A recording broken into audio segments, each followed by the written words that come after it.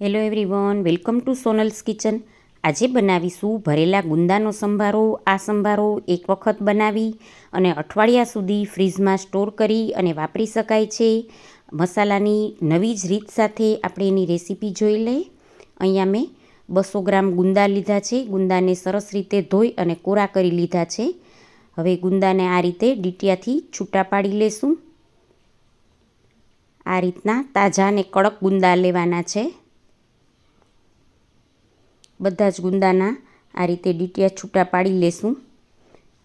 ગુંદાના ડીટિયા છૂટા પડી જાય પછી આ રીતે એક વજનવાળી કોઈ પણ વસ્તુથી, દસ્તો કે પથ્થરથી આપણે બધા જ ગુંદાને ભાંગી લેશું. આ રીતે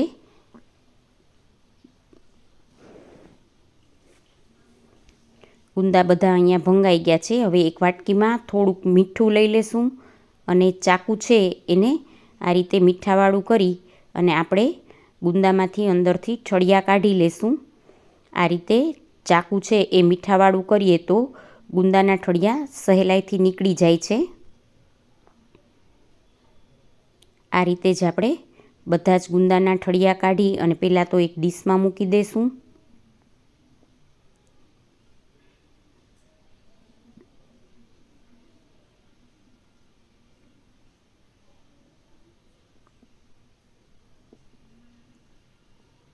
આ ગુંદાનો સંભારો છે એ રોટલા, રોટલી, ભાખરી, ખીચડી સાથે ખૂબ જ સરસ લાગે છે અને એક વખત બનાવી અને આપણે ઘણા દિવસો સુધી એનો ઉપયોગ કરી શકાય છે. આ રીતે જ આપણે બધા ગુંદાને ઠળિયા કાઢી લેશું.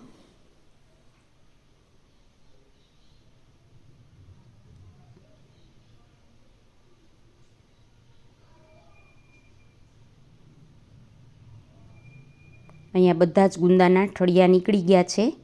હવે આંગળીમાં આ રીતે થોડુંક મીઠું લઈ ચપટી એક અને આપણે ગુંદાની અંદર, બધા ગુંદાની અંદર આ રીતે ચપટી ચપટી મીઠું નાખી અને ગુંદાને થોડીક વાર માટે રહેવા દેશું.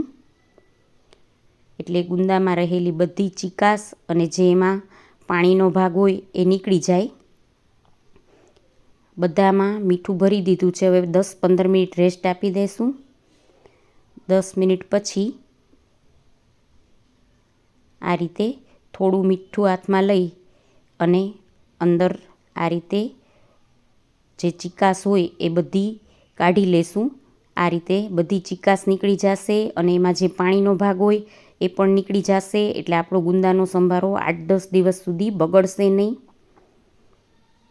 આ રીતે જ આપણે હાથમાં મીઠું લઈ અને બધા જ ગુંદામાંથી એની જે ચીડ કહેવાય કે ચીકાશ કહેવાય એ કાઢી લેશું.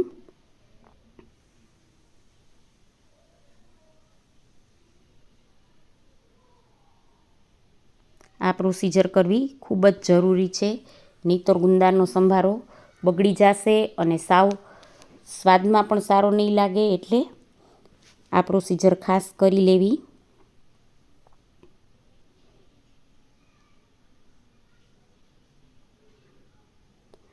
ગુંદાના 2 ભાગ ન થઈ જાય એ રીતે હળવા હાથે ચીડ કાઢવાની છે. આખા જ ગુંદા રહે એ રીતે.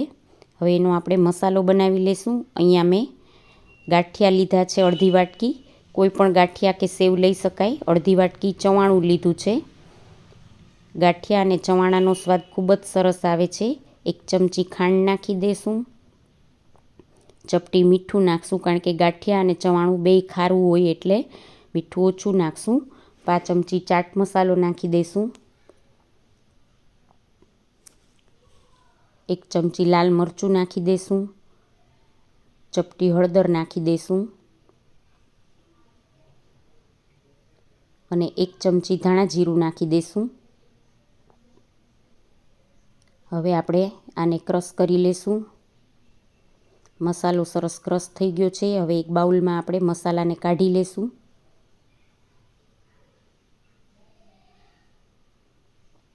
આ મસાલો બનાવી અને ડબ્બામાં આપણે ફ્રીજમાં સ્ટોર કરી દઈએ તો મરચાં ભરવા હોય, ગુંદા ભરવા હોય, કોઈ પણ શાકમાં મસાલો નાખવો હોય તો પણ સરસ લાગે છે.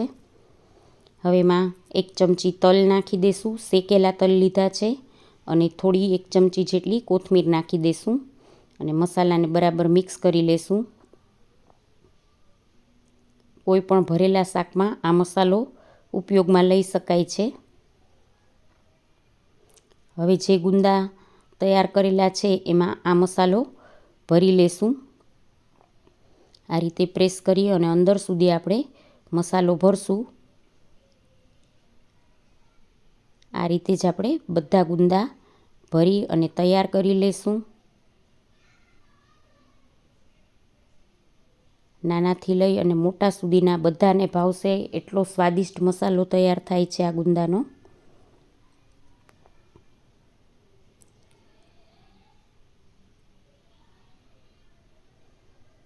આ રીતે જ આપણે બધા ગુંદા તૈયાર કરી લઈશું.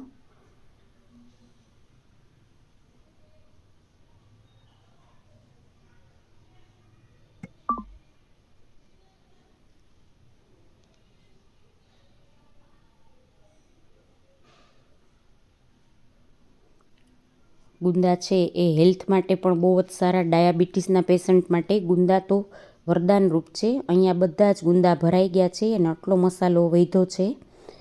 હવે આપણે એક વાસણમાં પાણી લઈ એના ઉપર આ રીતે કાણાવાળી જાળી રાખી અને એના ઉપર બધા જ ગુંદાને ગોઠવી દઈશું.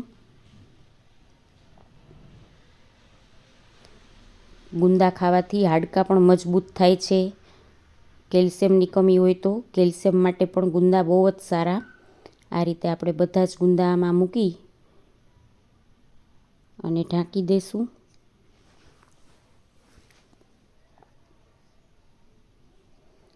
ગેસ ચાલુ કરી ડીશ ઢાંકી અને ગુંદાને આપણે 5 થી 10 મિનિટ માટે ચડવા દઈશું.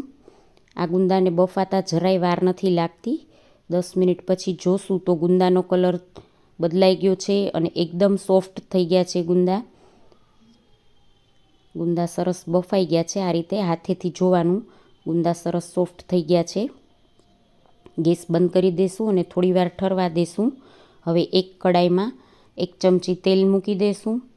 એમાં અડધી ચમચી રાઈ નાખી દઈશું. ચપટી હિંગ નાખશું.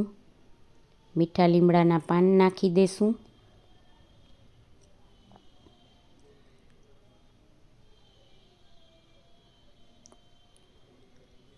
હવે આપણે જે બાફીને રાખેલા ગુંદા છે એ નાખી દેવાના છે.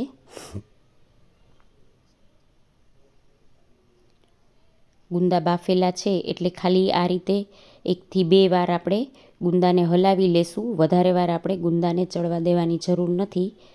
બાફેલા જ છે એટલે હવે બનતા વાર નહીં લાગે. આ રીતે 1 થી 2 વાર હલાવી લઈ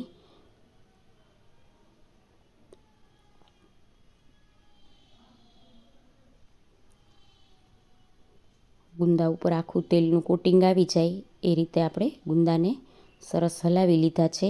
હવે જે વધારેલો મસાલો હતો એ ગુંદા ઉપર છાંટી દઈશું અને બરાબર મિક્સ કરી લેશું.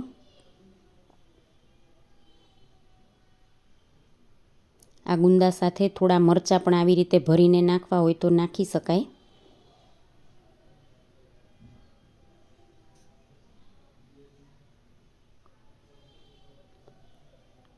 તૈયાર છે ભરેલા ગુંદાનો સંભારો. જરૂરથી ટ્રાય કરજો. જો તમને આ રેસીપી સારી લાગે તો લાઈક કરજો, શેર કરજો અને સબસ્ક્રાઈબ કરવાનું ભૂલતા નહીં. આવી જ બીજી બધી રેસીપી જોવા માટે ચેનલને જરૂરથી સબસ્ક્રાઈબ કરજો.